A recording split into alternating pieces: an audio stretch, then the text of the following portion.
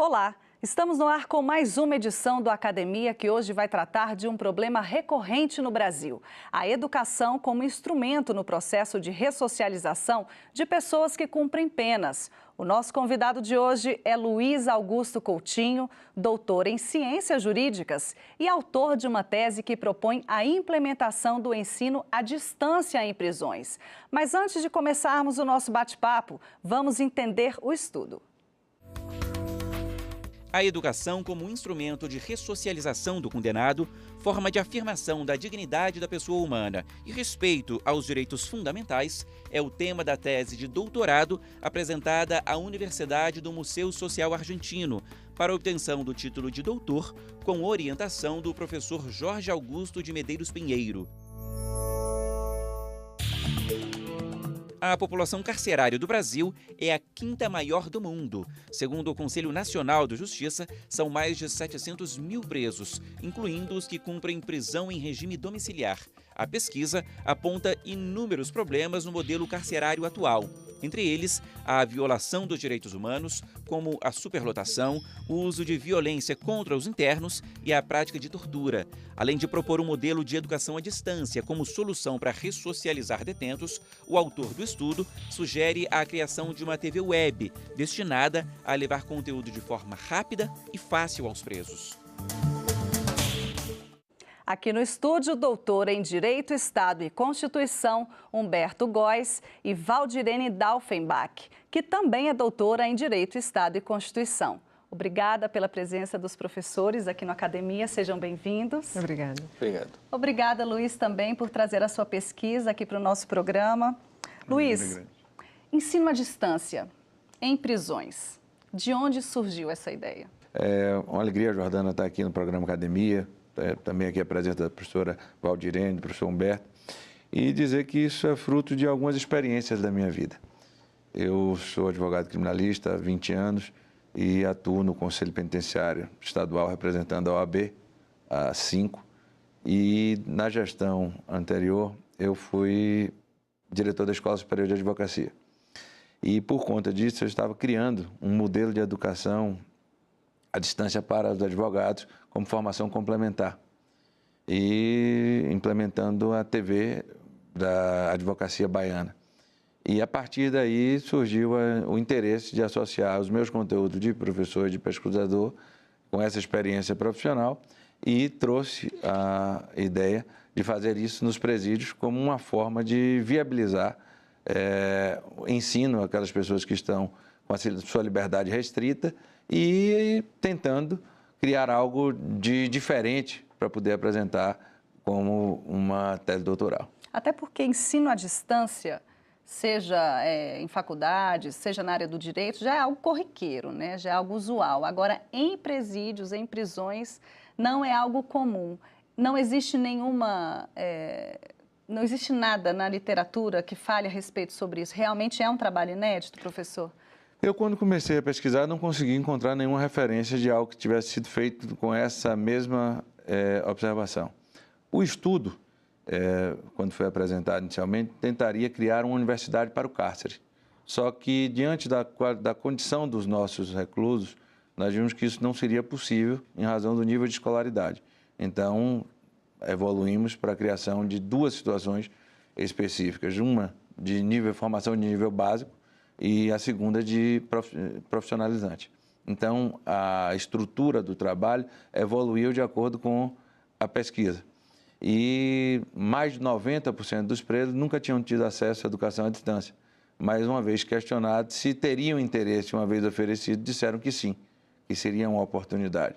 Então, o trabalho ele passa por uma pesquisa de revisão bibliográfica, mas tem também uma parte prática, em que nós fomos ao presídio de Salvador, entrevistamos num coletivo de 1.200 pessoas, cerca de 20% delas, e tiramos algumas conclusões do nível de escolaridade, do nível de interesse e como projetar essa realidade para ser implementada.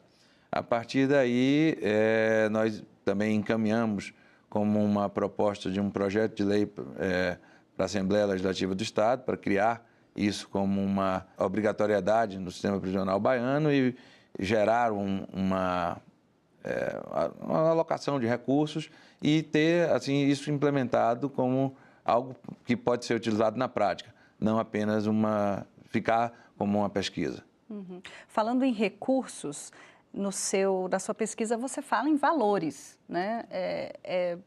É gritante a diferença entre o valor que é utilizado agora por pessoa que cumpre pena e o valor que você propõe, o que você chega, né, no seu estudo. Nós temos uma realidade no sistema prisional baiano que nós temos funcionando em torno de 200 e poucas vagas na penitenciária Lemos de Brito que são oferecidas.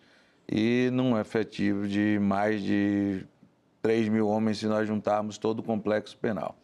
E não temos vaga, não temos onde colocar essas pessoas para estudar e nem temos professores. Porque um dos grandes dilemas da educação para presos é como você trazer as pessoas de fora para poder ensinar para esses presos sem gerar mais problemas para a segurança do próprio educador e dos próprios educandos e sem criar um mecanismo de corte entre eles. Porque você não pode ensinar através de grades, você tem que trazer essas pessoas para dentro da penitenciária realmente. Então, com esse estudo, a minha ideia foi o quê? Criar uma TV que seria implementada na capital e esses conteúdos seriam reproduzidos em todas as unidades prisionais do Estado, facilitando a questão do transporte de presos. Eles teriam, na verdade, só que serem alocados em alguns espaços dentro da própria penitenciária e esses conteúdos serem reproduzidos em todas as unidades do Estado. Então, a ideia básica é essa, gerando economia para o Estado, segurança e, sobretudo, fazendo com que esse recurso fosse alocado de uma forma mais efetiva.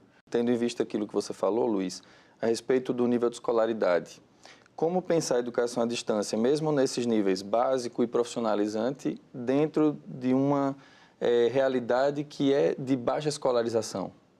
Pois eu acho que o primeiro corte, Humberto, seria exatamente você criar mecanismos para que esses indivíduos tivessem acesso a esse primeiro contato com a educação e, no segundo momento, você trabalhar os conteúdos profissionais.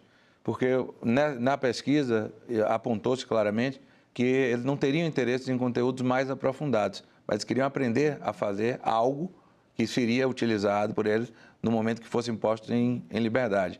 Então, essas duas pontas me parecem que são fundamentais. Trazer, num primeiro instante, o contato com a leitura e com a escrita, para poder gerar esse conteúdo mínimo de assimilação de outros conteúdos, e, no segundo instante, profissionalizar, para que ele tenha algo a ser utilizado na saída. E se verifica claramente que a grande grita dessas pessoas é que sequer tiveram a oportunidade de aprender uma profissão, das mais elementares. E ali seria o caminho de um recomeço. Luiz, e pensando que muitos deles justamente não tiveram, na sua idade escolar, acesso à escola por questões diversas, tiveram um processo de saída, de fracasso, entre aspas, escolar, pensar que eles vão se escolarizar ou adquirir uma profissão a partir do ensino à distância, sem ser mediado, você não acha que isso pode gerar pouco êxito, no sentido de que as pessoas não vão estar tendo um histórico de boas experiências com a aprendizagem. Se elas forem sozinhas tentar dar conta desse processo de aprendizagem, será que elas vão ter ferramentas suficientes, cognitivas, para dar conta? Além disso, o ambiente da prisão ele é bastante adverso. Celas com bastante presos, além das vagas, ambientes às vezes barulhentos, etc. Como é que a gente vai ter um ambiente adequado de educação e de estudo, pensando que, além de participar de uma aula à distância, numa sala específica, essa pessoa tem que retornar à sua cela para estudar? Como é que você vê essas questões? E complementando, acho que é importante porque a literatura sobre a educação à distância indica que ela é muito interessante quando se fala em complementação de formação. Mas ela tem dúvidas, as pesquisas sobre educação hoje duvidam da capacidade de a educação à distância poder realizar essa formação básica ou de realizar essa formação primeira do cidadão e da cidadã. Então, como pensar essa metodologia a partir da educação à distância que consiga efetivamente dar conta dessas dificuldades da educação à distância como primeira formação? Eu acho muito interessante todas duas colocações. Penso claramente que desenvolver conteúdos interativos que chamassem a atenção desses indivíduos. Se você tiver apenas um quadro negro e algo que o indivíduo fosse sentar ali, provavelmente ele não conseguiria assimilar. Mas a criação da proposta da TV é exatamente no sentido de fazer com que ele tenha ali conteúdos lúdicos, conteúdos que tenham a possibilidade de chamar a atenção daquele indivíduo e que ele possa, a partir dali, desenvolver interesse pelo que está sendo assistido. Como ele assiste uma TV, como ele assiste um programa em que ele tem e fixa o tempo dele com aquilo. Com relação ao ambiente, Valdinei, eu acho legal a sua pergunta, para poder entender como é que funciona na Bahia, que é a minha experiência. Você tem espaços dentro da prisão, onde tem galpões, e esses galpões hoje são utilizados para diversas atividades relacionadas com trabalho. Mas é possível se deslocar um pedaço daquilo e criar um ambiente acadêmico sem grades. Eu acho que a primeira proposta é que isso não tenha grade. A segunda proposta é que tem essa ideia do indivíduo se movimentar dentro do presídio sem ter acesso à rua, sem o custo de segurança e outros tantos ligados ao risco pessoal, mas trazendo ele para um ambiente onde ele possa realmente se dedicar ao estudo. E criar ali um mecanismo complementar, inclusive hoje é possível pela questão da remissão também, através da leitura, um ambiente onde ele possa eventualmente estar cada vez mais inteirado nesse processo de construção do conhecimento e se dedicando. Eu vi que você colocou no teu trabalho um questionamento sobre a questão da socialização e da ressocialização, que são temas bastante polêmicos, né? Queria que você falasse um pouquinho mais sobre isso. O que precisa mudar na sociedade para que a gente não gere essa situação tão injusta e violenta que, por fim, acaba numa situação de crime? É muito importante que a sociedade, ela, antes de entender que devemos tratar dos excluídos, como ela se comporta nessa sociedade excludente, né? Então, as relações de consumo são algo extremamente importante no fenômeno criminoso, porque você impõe à sociedade regras de consumo que os indivíduos não conseguem assimilar e o caminho do crime, muitas vezes, é a forma como ele acaba assimilando aqueles conteúdos e, eventualmente, se transformando num sujeito de potencial consumo e que tem outras realidades criadas a partir dali. Então, eu vejo que esse tema é um tema que precisa ser enfrentado como um problema social. Até porque nós não vamos colocar as pessoas e elas não vão ficar presas para o resto da vida. Um dia elas vão retornar para o convívio em sociedade. Se você entender que quando você segrega a liberdade de uma pessoa e não dá a ela as mínimas condições para que ela tenha uma capacidade de evoluir enquanto pessoa humana, você, no final das contas, você está criando monstros, né? E aí você tem um grande problema de individualização da pena, que não é cumprido. Está previsto na lei, mas não é cumprido, e que as pessoas ficam segregadas de forma indistinta.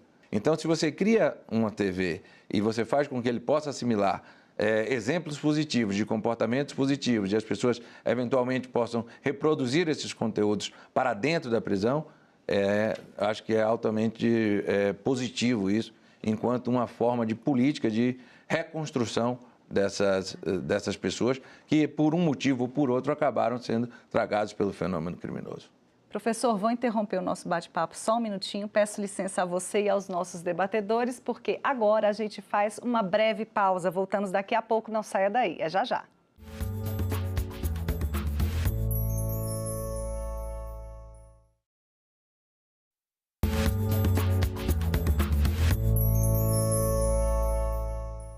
O Academia está de volta hoje tratando sobre a educação à distância em prisões. E no primeiro bloco falávamos justamente sobre essa comparação entre a socialização e ressocialização. Passo a palavra para você, professor, por favor. Eu queria fazer uma pergunta e uma provocação ao mesmo tempo, de manutenção dos educadores que lá estão, que já constituíram uma relação de confiança nas prisões com as pessoas que estão ali. E a educação à distância como produzir essa educação à distância sem prescindir necessariamente dessas pessoas. Sempre notamos nos presídios e mesmo centros de internações para adolescentes, por exemplo, o privilégio da segurança sobre a pedagogia, o privilégio da segurança do espaço físico, sobre o próprio processo educacional. E agora, mais do que nunca, tendo em vista as últimas alterações legislativas, a educação é parte do processo de cumprimento da pena, até porque ela gera remissão, ela gera um benefício para o preso. Nesse sentido, não seria a educação à distância, mais uma vez, um mecanismo de privilegiar a segurança em detrimento da pedagogia ou em detrimento dessa capacidade, que eu também tenho dúvidas se existe ou se ela realmente é possível dentro da pena de reinserção ou de socialização? É interessante, Humberto, a sua ponderação, e me chama a atenção que pode ser uma leitura primeira do tema, mas que me parece que a ideia fundamental disso é você ampliar, porque o nosso exemplo é que nós temos pouquíssimos funcionários em regime especial de direito administrativo, voltados para essa função. Temos um grande problema de pessoas que não estão talhadas para poder lidar com presos. Não é você pegar um professor qualquer e colocar ele dentro do presídio. Você tem que criar, não só todas as funções do presídio, eu acho que um dos grandes problemas do sistema prisional brasileiro é exatamente esse. Nós improvisamos, ou então colocamos pessoas lá dentro sem formação. Nós temos que investir numa escola nacional de criação de quadros para o sistema penitenciário e isso servir em efeito cascata para os estados, de pessoas que têm a real condição de entender o problema da prisão como um todo. E não trazer aqueles indivíduos para serem ali apenas algozes. Porque se você trata pessoas com violência e acha que aquilo ali é um ambiente que tem que se reproduzir como regra, você faz com que o outro indivíduo que está do lado de lá também seja violento, num mecanismo de espelho. Então, a ideia é você investir em quadros que tenham capacidades e habilidades específicas para lidar com os presos. E a ideia de fazer isso com a educação à distância é exatamente uma otimização de recursos. Eu não calculo isso como investir em segurança em detrimento de qualidade de educação, que seria muito melhor, logicamente, se você tivesse educadores para todos, mas você não tem. E daí o que você pode fazer é criar algo que você possa atingir mais gente com o sentido de ampliar essa quantidade de vagas. Os serviços penais, eles precisam ser encarados com orçamento próprio, com equipe especializada, com formação de servidores, com planejamento. Uma das dificuldades que me parece que toda essa organização pode falhar é porque a gente tem no Brasil um processo de superencarceramento que não tem precedentes no mundo. E isso faz com que qualquer planejamento de política pública não se sustente, né? Pensando nisso, também a integração entre as políticas públicas. Quem é responsável pela custódia das pessoas presas pode ser a Secretaria Específica de Justiça, Segurança Pública, Administração Penitenciária, dependendo do Estado. Mas as outras secretarias de Estado, como Educação, Trabalho, Assistência Social e Saúde, precisam se engajar porque são cidadãos que estão lá custodiados. E me parece que em alguns estados falta esse engajamento dessas secretarias e isso faz com que falte quadros de pessoas para atuar nas prisões. Então, eu queria que você comentasse um pouquinho, se você viu isso na tua pesquisa, essa integração, essa ausência ou integração entre a Secretaria de Educação e as demais secretarias com a Secretaria que é responsável pela administração penitenciária. O país tem caminhado no sentido totalmente inverso ao que poderia se esperar de um processo civilizatório. Porque a própria massa é quem aplaude o encarceramento como regra e ela vai sofrer as consequências desse encarceramento. E as políticas públicas não são voltadas a minorar essa situação. Então, você tem uma cultura de magistrados que entendem que devem manter presos os indivíduos porque ali estariam satisfazendo o problema da segurança. A segurança tem que ser pensada de uma forma muito mais ampla. Você tem que pensar a segurança desde o momento em que o sujeito nasce e que ele vai ter a possibilidade de ingressar na escola para que ele não seja cooptado pelo tráfico. Ou você faz isso ou você necessariamente vai estar criando uma massa que vai ser, ao final, sujeito de direito do direito penal. Mas eu acho que tem uma questão anterior aí, que é a própria percepção do que seria a socialização, a ressocialização do preso. Porque, na verdade, me parece que a própria ideia de ressocialização, que vem acoplada à pena, pelo menos na sua justificativa histórica, sociológica, é uma ideia que já dá o caráter da pena. Já indica, por exemplo, para que ela serve. Me parece que é muito mais uma tentativa de humanizar aquilo que é desumanizado e promover e justificar aquilo que a pena faz, que é promover o controle social. Nós estávamos aqui debatendo que hoje que a gente tem um processo no Brasil de encarceramento em massa. Esse encarceramento atinge efetivamente a massa, como você mesmo disse, Luiz, ou seja, os mais pobres. Quando a gente fala em reinserção, então a gente está falando de penas para os mais pobres. Ou seja, de novo a gente está humanizando aquilo que é destinado aos mais pobres. E a pergunta é, a quem se destina o sistema penal? A quem se destina a ressocialização? Se falta formar no Brasil cidadãos. O indivíduo tem que entender qual é a sua função real na sociedade. É desde o momento que ele fura a fila, do momento que ele para na vaga do carro de forma equivocada, é aquilo que precisa ser revisto como uma regra.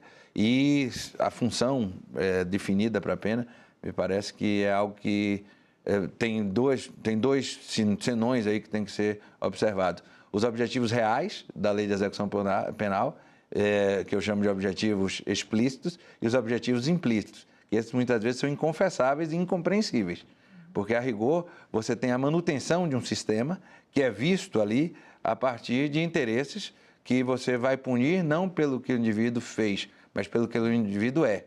E muitas pessoas vão ganhar com aquele sistema a partir do que fornece a segurança do presídio, o que constrói o presídio e aqueles outros interesses todos que estão à láteri do problema da execução penal. Enquanto se pensar na execução penal tão somente a partir dos objetivos declarados, você está fazendo pouco caso do que realmente está implícito naquele discurso. E aí você vê ali a reestruturação do indivíduo enquanto pessoa, e o Valdir falou bem disso, é que o indivíduo tem que se tornar um indivíduo completo, visto não só numa perspectiva de que ele está custodiado e vai numa sala de aula, mas ele tem que ser tratado com dignidade para poder se comportar fora do presídio com dignidade. Esse indivíduo que teve uma educação formal e que não aprendeu, ele vai ter que criar mecanismos também para ele, em que ele, eventualmente, reflita sobre essa questão a partir de conteúdos que possam ser expostos. Talvez o momento da pena seja também um momento de expiação, em que o indivíduo, pela dor que é imposta pelo aquele momento que passa na vida dele, ele possa passar a refletir. Ok, professor, finalizamos então o nosso debate comunicando a publicação da sua pesquisa com o título Atrás das Grades. Para quem tiver interesse, de se aprofundar na sua pesquisa, a pesquisa traz inclusive os dados, os valores desse projeto. Agradeço muito a sua presença aqui na Academia. Eu é que agradeço o convite da TV Justiça, do programa Academia e a colaboração dos nossos debatedores de hoje, que foram muito úteis para poder refletir sobre os temas. Quando a gente apresenta um trabalho acadêmico, a gente tem que sempre pensar que outras pessoas vão pensar aquilo e vão fazer com que a gente evolua. E o que me foi dito aqui será mitigado na próxima publicação. Claro, eu também agradeço a presença dos debatedores, professores. Obrigada. E é isso, a Academia fica por aqui, lembrando que a íntegra do programa também está disponível na internet. Acesse tvjustiça.jus.br ou entre em contato com a nossa produção para enviar uma sugestão de tema. O e-mail é academia@stf.jus.br. Você segue agora com a nossa programação. Tchau!